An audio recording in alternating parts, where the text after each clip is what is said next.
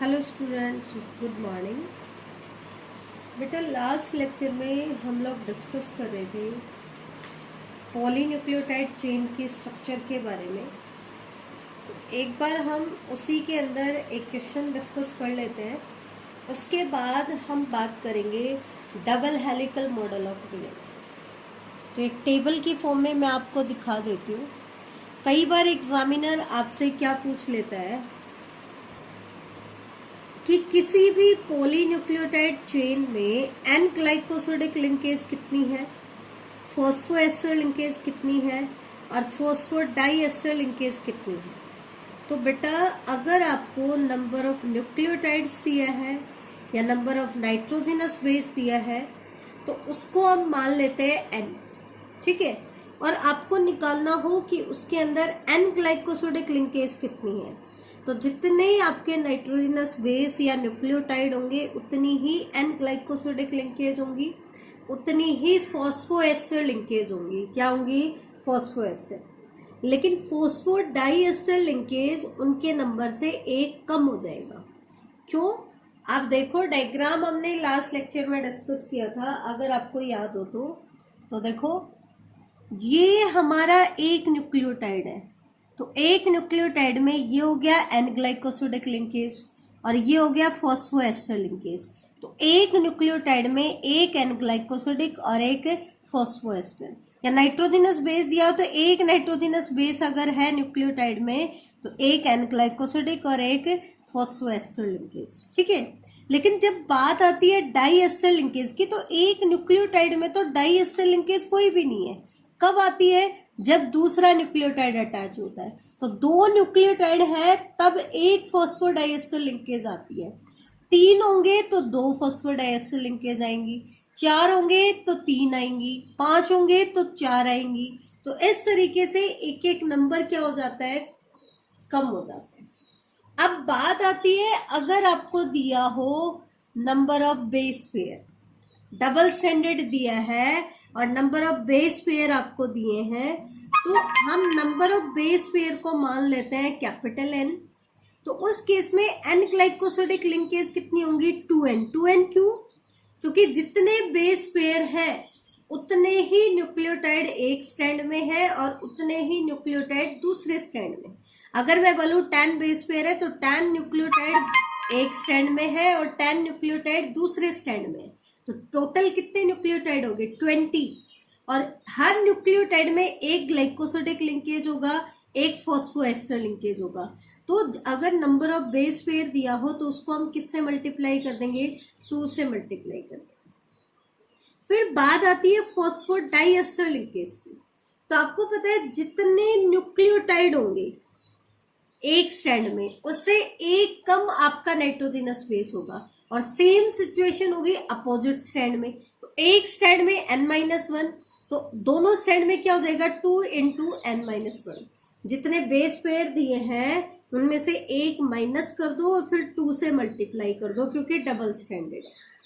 लेकिन अगर फॉस्फोडाइएस्टर में बात कर ले 5 प्राइम टू 3 प्राइम या 3 प्राइम टू 5 प्राइम, तो आपको पता है 5 प्राइम टू 3 प्राइम सिर्फ एक स्टैंड पे मिलेगा और 3 प्राइम टू 5 प्राइम दूसरे स्टैंड पे मिलेगा। तो इनका नंबर सिंपली 2 में 1, 3 में 2, 4 में 3, तो ऐसे हमें मिलेंगे। तो अगर नंबर ऑफ बेस पेयर दिए हैं और 5 prime to 3 prime phosphodiester linkage दी है तो वो तो सिर्फ आपको एक ही स्टैंड पे मिलेगी। तो जितने बेस पेयर है उतने ही एक स्टैंड पे न्यूक्लियोटाइड्स होंगे, तो दैट मीन्स उससे एक कम हो जाएगा, ठीक है। तो ये था कुछ कई बार एग्जामिनर पूछ लेता है बॉन्ड बनाने को लेकर के कि पॉलीन्यूक्लियोटाइड चेन में कितने डबल बॉन्ड हैं। अब हम आ जाते हैं particularly double helical model of DNA. Double helical model of DNA जो है ये वाटसन एंड क्रिक साइंटिस्ट ने दिया था। कौन से साइंटिस्ट थे? जेम्स वाटसन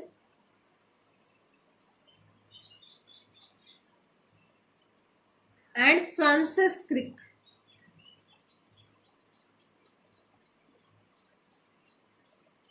ये दो साइंटिस्ट थे बेटा, इन्होंने 1953 में double helical model of DNA दिया था। कब दिया था? 1953 में। बेटा 1953 से पहले डीएनए के स्ट्रक्चर को बताना बड़ा कॉम्प्लिकेटेड था, कोई भी नहीं बता पा रहा था, इवन ये भी डिस्क्राइब नहीं कर पा रहे थे। लेकिन अचानक से इनके माइंड में एक कॉन्सेप्ट आया, और वो कॉन्सेप्ट क्या था? वो कॉन्सेप्ट था बेटा कॉम्प्लीमेंटैरिटी। ठीक है, कौन सा कॉन्सेप्ट था? कॉम्प्लीमेंटैरिटी। और जैसे ही कॉम्प्लीमेंटैरिटी का कॉन्सेप्ट आया, डीएनए की स्ट्रक्चर एकदम से उनके माइंड में क्लियर होगी, और उनको ये भी पता चल गया कि डीएनए अगर अपनी कार्बन कॉपी बनाएगा तो कैसे बनाएगा। कॉम्प्लीमेंटैरिटी रूल क्या कहता है कि एडेनिन के साथ हमेशा बेस पेयरिंग कौन करेगा? थाइमीन करेगा, एंड वाइस वर्सा, थाइमीन के साथ कौन? एडेनिन। सिमिलरली साइटोसाइन के साथ बेस पेयर कौन बनाएगा? ग्वानिन, एंड सिमिलरली ग्वानिन के साथ कौन बनाएगा? साइटोसाइन। ठीक है, तो ये चीज आप ध्यान रखना। तो 1953 में हमें double helical model of DNA के बारे में किसने बताया? James Watson and Francis Crick. बेटा एक्चुअल में क्या होती है, डीएनए की कई सारी टाइप्स होती हैं, A DNA, B DNA, Z DNA, कई सारी टाइप्स होती है। तो वाटसन एंड क्रिक ने जो डीएनए की स्ट्रक्चर बताई वो कौन सी स्ट्रक्चर थी? B DNA. और आप 11th में पढ़ के आए हो कि न्यूक्लिक एसिड जो डीएनए होता है वो कैसे स्ट्रक्चर एग्जिबिट करता है? Secondary structure. कैसे स्ट्रक्चर शो करता है? Secondary structure. तो यहाँ पर बी डीएनए की भी कौन से स्ट्रक्चर शो की गई है? सेकेंडरी स्ट्रक्चर शो की गई। बेटा जो double helical model of DNA है, ये दो चीजों के ऊपर बेस्ड था। अगर ये दो चीजें नहीं आई होती तो भी double helical model of DNA नहीं आता। ये पूरा मॉडल दो चीजों के ऊपर बेस्ड है। पहली चीज क्या है? X ray diffraction data,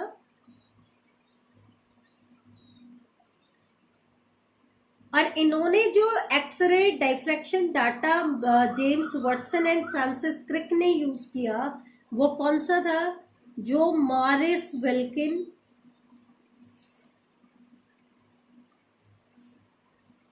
and Rosalind Franklin ने दिया था।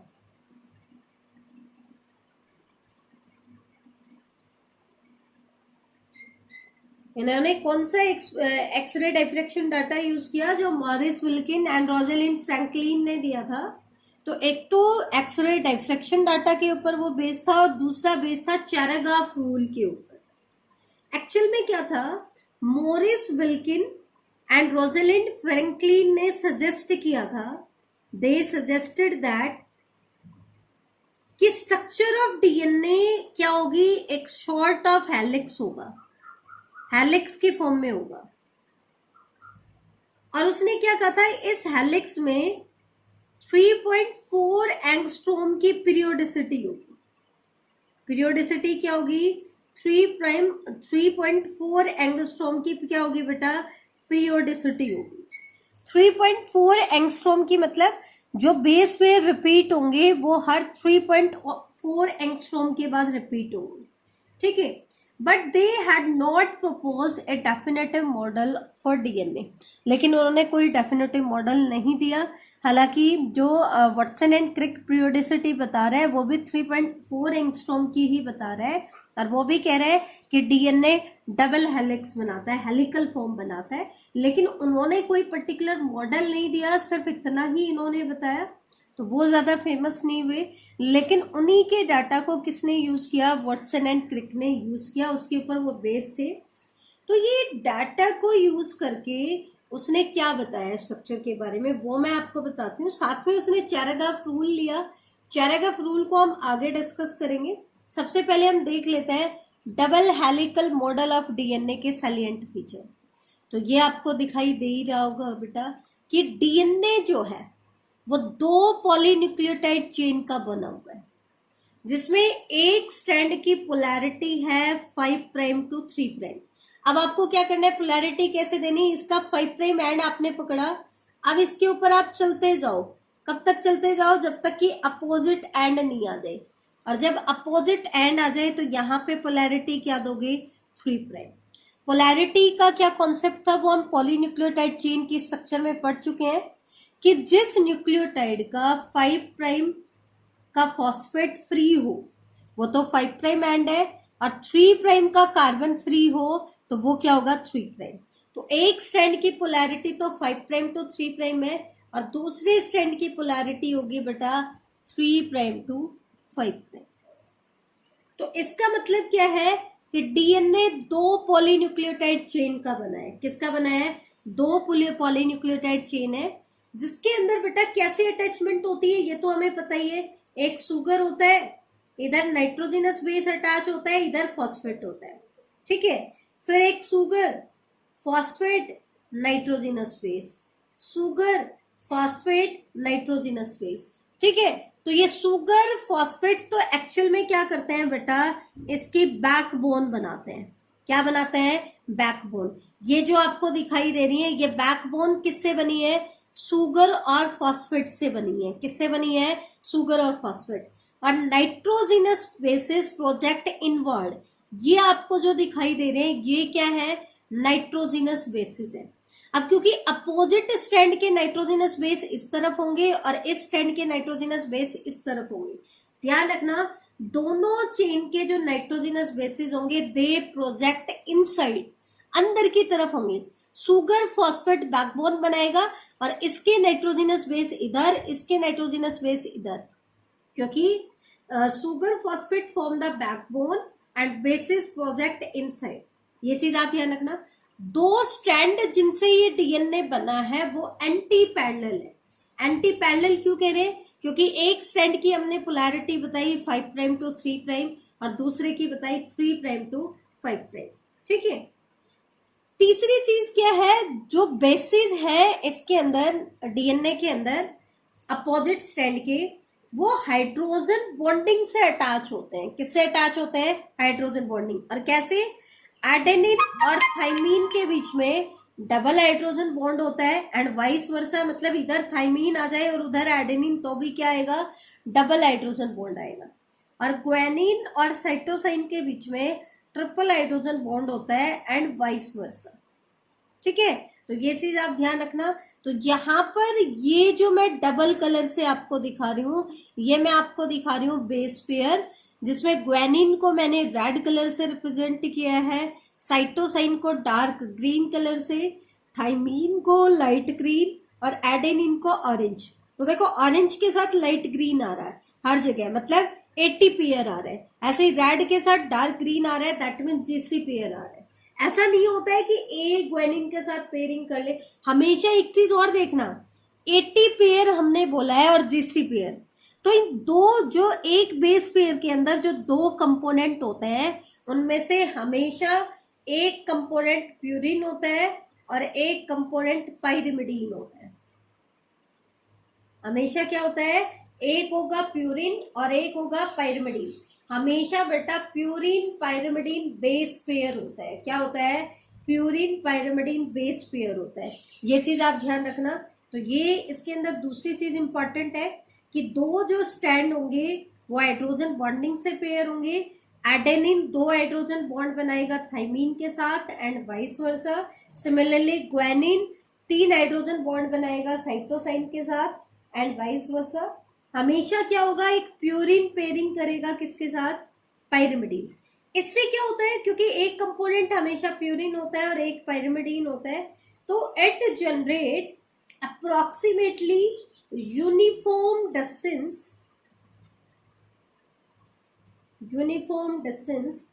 between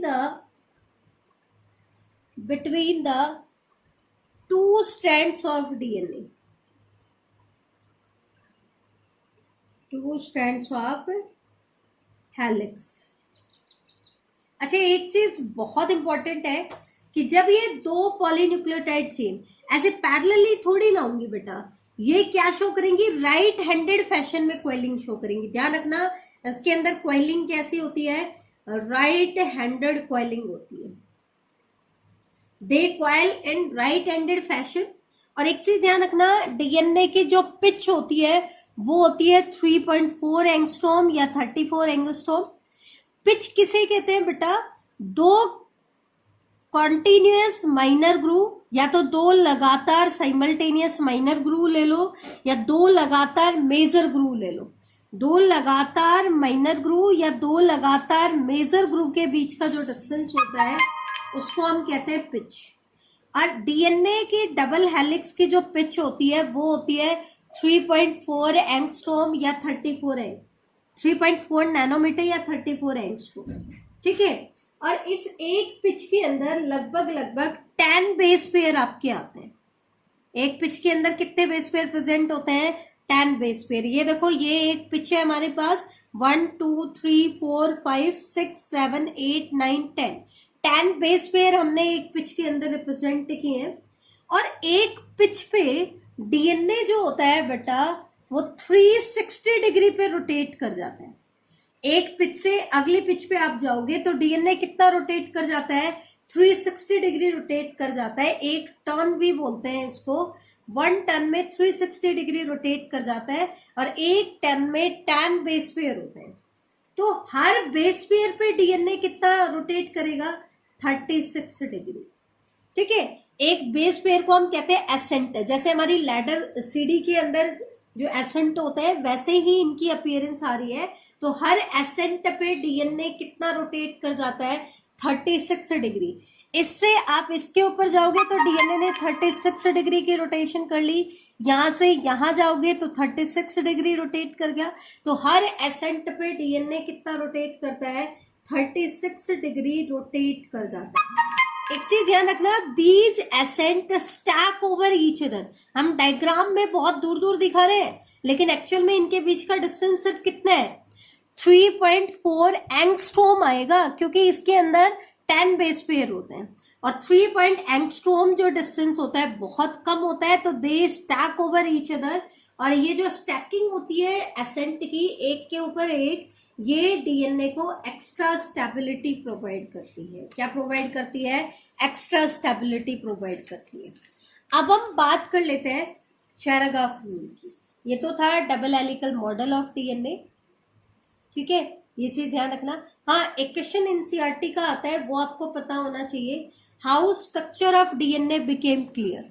तो स्ट्रक्चर ऑफ डीएनए कैसे क्लियर हुई ये हम पहले भी डिस्कस कर चुके हैं। जैसे ही हमारे माइंड में एक कॉन्सेप्ट आया, और वो कॉन्सेप्ट क्या था?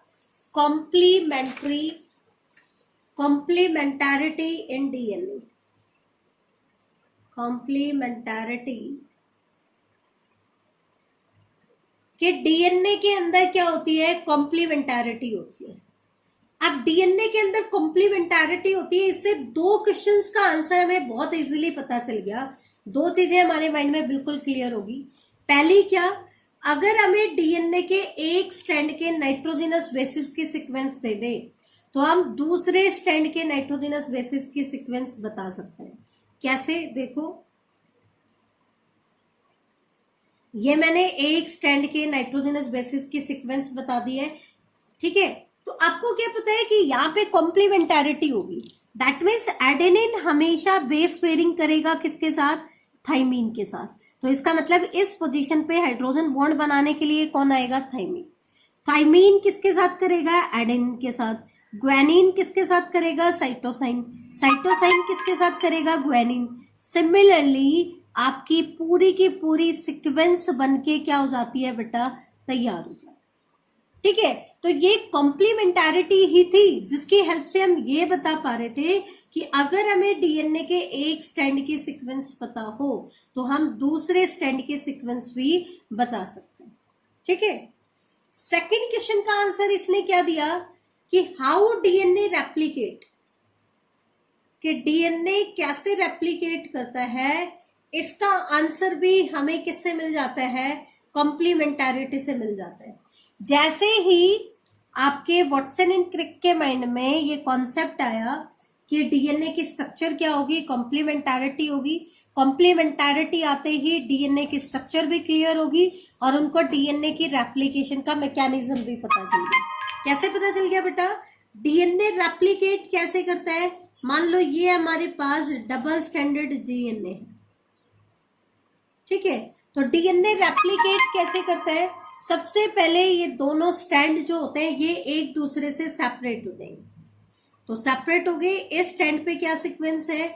एटीजीसी। और इसके कॉम्प्लीमेंट्री स्टैंड पे क्या होगी? टीएसी। फिर क्या होता है रेप्लिकेशन में, मैं आपको थोड़ा सा बता देती हूँ।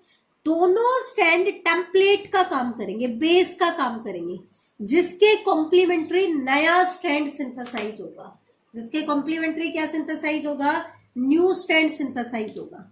अब देखो, ये इसने अपना नया स्ट्रैंड बना लिया और इसने अपना नया स्ट्रैंड बना लिया, लेकिन बनाया कैसे? कॉम्प्लीमेंटारिटी रूल से। कैसे? ए के कॉम्प्लीमेंट्री क्या? टी, टी के कॉम्प्लीमेंट्री क्या? ए, जी के कॉम्प्लीमेंट्री क्या? सी, सी के कॉम्प्लीमेंटरिटी क्या? जी। ऐसे ही टी के कॉम्प्लीमेंट्री ए के कॉम्प्लीमेंट्री टी, सी के कॉम्प्लीमेंट्री जी और जी के कॉम्प्लीमेंट्री सी। एटीजीसी रूल याद रखना बेटा। कौन सा rule? ATGC rule. A T के साथ पेयरिंग करेगा, जी किसके साथ करेगा? सी के साथ। अब जब डीएनए रेप्लिकेशन कर लेता है तो ये भी क्लियर हो जाता है कि ये तो था पेरेंट डीएनए और ये दो क्या आई इनकी? Progeny DNA. लेकिन अगर आप देखो तो जो पेरेंटल डीएनए के सीक्वेंस थी वही सीक्वेंस किसकी है? प्रोजेनी डीएनए की। तो ये कार्बन कॉपी क्यों प्रोड्यूस होती है? क्योंकि डीएनए रेप्लिकेट भी कैसे करता है? कॉम्प्लीमेंट्री रूल के अकॉर्डिंग करता है। किसके अकॉर्डिंग करता है? तो एक क्वेश्चन एनसीईआरटी का है, how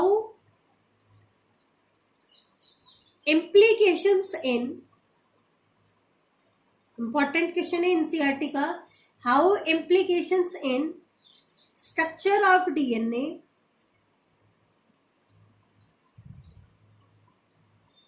became clear। तो कैसे क्लियर हुई? कैसे क्लियर हुई? जैसे ही हमें कॉम्प्लीमेंटारिटी रूल के बारे में पता चला, हमारे दिमाग में डीएनए की स्ट्रक्चर भी क्लियर होगी और इन दोनों क्वेश्चंस का आंसर भी हमें मिल गया। ठीक है, तो ये एक इम्पॉर्टेंट क्वेश्चन था। अब हम आते हैं चैरागाफ रूल। बेटा चैरागाफ जो रूल है, it was given by Erwin Chargaff in 1950। ये किसने दिया था? अरविंद चैरागाफ ने दिया था। उसी के नाम पर इसका क्या नाम पड़ा है? चैरागाफ रूल पड़ा है। कब दिया था चैरागाफ रूल? 1950 में दिया था। ये रूल क्या कहता है? ध्यान से देखना। ये रूल क्या कहता है? अगर डीएनए के अंदर हमें एडेनिन की अमाउंट पता हो, किसकी अमाउंट पता हो? एडेनिन कितना है, तो amount of adenine is always equal to thymine. क्यों? क्योंकि ए हमेशा बेस पेयरिंग किसके साथ करता है? थाइमीन के साथ ही करता है। तो अगर हमें एडेनिन का नंबर पता है तो उतना ही नंबर किसका होगा? थाइमीन का भी होगा। सिमिलरली अगर हमें ग्वानिन का नंबर पता है तो उतना ही नंबर किसका होगा? साइटोसाइन का, एंड वाइस वर्सा। ठीक है बेटा, तो ये तो इसका था पहला रूल। दूसरा रूल इसने क्या बताया? ए हमेशा बेस पेयरिंग करेगा टी के साथ बाई 2 हाइड्रोजन बॉन्ड और जी हमेशा पेयरिंग करेगा सी के साथ बाई 3 हाइड्रोजन बॉन्ड। ये हमने क्या दिखा दिया है? Hydrogen bond, and vice versa. इसलिए बेटा एक ऐसा डीएनए जिसमें जीसी कंटेंट हाई हो, उसको मेल्ट करना, मेल्ट करने का मतलब है डीनेचुरेशन करना या मेल्टिंग करना। इसका मतलब होता है उसके दोनों स्ट्रैंड को सेपरेट करना। और दोनों स्ट्रैंड सेपरेट कब होंगे? जब उनके हाइड्रोजन बॉन्ड को तोड़ा जाएगा। तो एक ऐसा डीएनए जिसमें जीसी कंटेंट हाई है, उसका मेल्टिंग पॉइंट हाई होगा, उसको मेल्ट करना मुश्किल होगा। क्यों? क्योंकि जी और सी के बीच में 3 हाइड्रोजन बॉन्ड होते हैं, तो हमें 3 हाइड्रोजन बॉन्ड को तोड़ना पड़ेगा। और अगर डीएनए 80 कंटेंट में रिच है तो उसका मेल्टिंग जो होगा वो इजी होगा, वो डी नेचर इजीली हो जाता है, क्योंकि ए और टी के बीच में 2 हाइड्रोजन बॉन्ड होते हैं। तो सेकेंड आपका चेरेगाफ रूल क्या कहता है? ए हमेशा बेस पेयरिंग करेगा टी के साथ बाई 2 हाइड्रोजन बॉन्ड और जी हमेशा बेस पेयरिंग करेगा सी के साथ बाई 3 हाइड्रोजन बॉन्ड। नेक्स्ट इसने क्या बताया? तीसरा रूल, एडेनिन और थाइमीन का रेशो हमेशा किसके इक्वल होगा? ग्वानिन और साइटोसिन की। क्यों इक्वल होगा? ध्यान से सुनना बेटा। आपको पता है जितना एडेनिन होगा उतना ही थाइमीन होगा, तो इसका रेशियो क्या आ गया? 1। ऐसे ही जितना ही ग्वानिन होगा उतना ही अमाउंट किसका होगा? साइटोसाइन का। तो हमेशा इसकी भी अमाउंट क्या आएगी? 1। तो ए और टी का रेशियो किसके बराबर होगा? जी और सी के रेशियो। अच्छा, एक चीज और, चौथा रूल इसका, amount of purine is always equal to amount of pyrimidine. क्यों? ये भी हमने डीएनए के स्ट्रक्चर में बताया, क्योंकि हमेशा प्यूरिन जो होता है वो किसके साथ बेस पेयरिंग करता है, पाइरिमिडीन। तो हर बेस पेयर में एक प्यूरिन होगा और एक पाइरिमिडीन। अब प्यूरिन हमारे पास डीएनए के केस में कौन कौन से हैं, एडेनिन और ग्वानिन।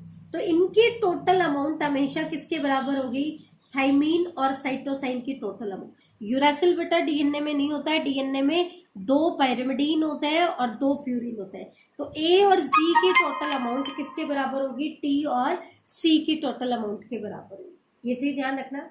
नेक्स्ट क्या है, अगर डीएनए के अंदर आपको पता हो कि उसके अंदर कितने डीऑक्सीराइबोज शुगर है, तो उसके पास जितने डीऑक्सीराइबोज शुगर होंगे उतने ही नाइट्रोजनस बेस होंगे और उतने ही उसके अंदर फॉस्फेट होंगे, क्योंकि एक न्यूक्लियोटाइड बनाने में एक शुगर, एक नाइट्रोजनस बेस और एक फॉस्फेट ग्रुप इन्वॉल्व होता है। बेटा एक चीज ध्यान देना, ए प्लस टी और जी प्लस सी, इसका जो रेशो होता है, एटी जो आपस में बेस पेयरिंग करते हैं और जीसी जो आपस में बेस पेयरिंग करते हैं, इनका जो रेशो होता है it is specific for a species. ये क्या होता है, किसी भी स्पीसीज के लिए स्पेसिफिक होता है और ये किसी भी स्पीसीज को आइडेंटिफाई करने के काम आता है। अगर हमें किसी का जेनेटिक मटेरियल मिलता है, डीएनए मिलता है, तो हमें क्या पता कि वो डीएनए सैंपल किस स्पीसीज का है, तो वो किससे पता चलता है, ए प्लस टी और जी प्लस सी का रेशियो से। कैसे, अगर ये लेस देन 1 होगा तो इसका मतलब वो डीएनए किसका है, प्रोकैरियोट्स का। प्रोकैरियोट्स में एक्चुअल में क्या होता है, जीसी कंटेंट हाई होता है। ठीक है, तो ए प्लस टी और जी प्लस सी का कंटेंट क्या होगा, रेशियो क्या आएगा, लेस देन 1 आएगा। जैसे कि अगर हम बात करें ई कोलाई की, तो इसके लिए रेशियो होता है 0.9, और अगर ये रेशियो मोर देन 1 आ रहा है तो ये एक यूकैरियोटिक सेल है। जैसे कि फॉर एग्जांपल अगर हम ह्यूमन की बात करें तो ह्यूमन के डीएनए का ये जो रेशियो है ये आता है 1.5।